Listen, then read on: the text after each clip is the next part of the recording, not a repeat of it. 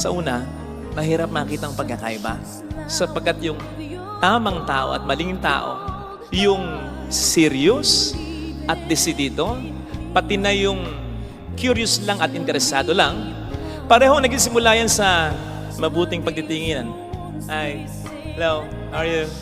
Sa malimit na pag-uusap, pagte-text, pakikipagkita. Hanggang sa ma-fall ka na, ma-develop ka, magtiwala ka. Na okay lang kung ganun din siya.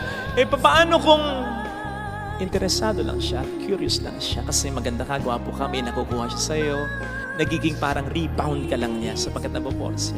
May interest lang siya sa'yo, may hidden motivo lang siya sa'yo. Paano yun?